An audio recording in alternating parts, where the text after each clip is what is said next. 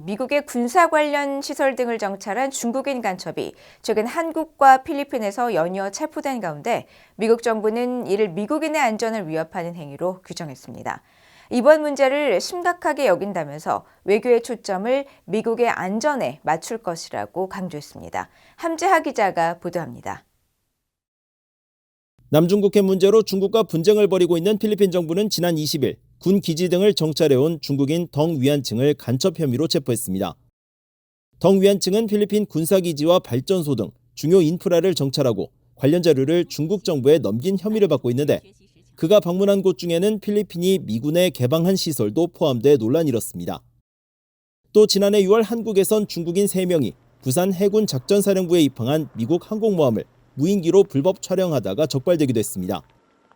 이처럼 최근 중국인이 해외 미군 시설 등을 상대로 정찰 활동을 벌이는 사례가 자주 적발되고 있는 상황에서 미국 국무부는 이 같은 중국의 스파이 행위를 미국에 대한 위협으로 규정하며 우려 입장을 밝혔습니다. 국무부 대변인은 28일 중국인 간첩의 필리핀과 한국의 미군 관련 시설 정탐 사건에 대한 BOE의 논평 요청에 우리는 미국인과 제복을 입은 용감한 미군 장병의 안전과 안보 문제를 심각하게 여긴다고 말했습니다. 이어 마르코 루비오 국무장관이 언급했듯이 우리의 임무는 미국의 외교 정책이 미국의 이익을 증진하도록 하는 데 중점을 두는 것이라면서 이는 미국인을 더 안전하고 강하며 번영하게 만드는 모든 활동으로 명확하게 정의된다고 강조했습니다. 그러면서 트럼프 대통령 아래 국무부의 최우선순위는 미국 국민의 안전과 힘, 번영이라고 거듭 확인했습니다. 미국 등을 상대로 정찰 활동을 벌이다 체포되는 중국인 사례는 최근 계속 이어지고 있습니다. 지난달에는 미국령 괌에 중국 국적자 7명이 불법 입국하려다 체포됐는데 일각에선 이들이 미국 미사일 방어청의 신형 레이더 성능 시험을 정탐하려 했다는 지적이 나왔습니다. 또 최근엔 중국 정부의 지원을 받는 해커가 미국 재무부를 해킹해 일부 문서에 접근하는 일도 있었습니다.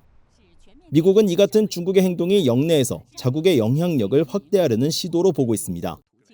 앞서 미국 공화당 소속의 닉 스콧 상원의원은 중국인의 미국 항공모함 촬영 사건과 관련한 BOE의 질의에 공산주의 중국 정부의 행동에 대한 이야기가 있을 때마다 우리는 이를 심각하게 받아들이고 이를 막기 위해 할 수 있는 모든 것을 해야 한다고 말했습니다.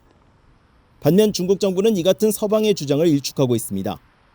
마오닝 중국 외교부 대변인은 지난달 31일 자국 해커의 재무부 공격 의혹과 관련해 중국을 겨냥한 정치적 목적의 허위 정보 유포를 중단하라고 반박했습니다.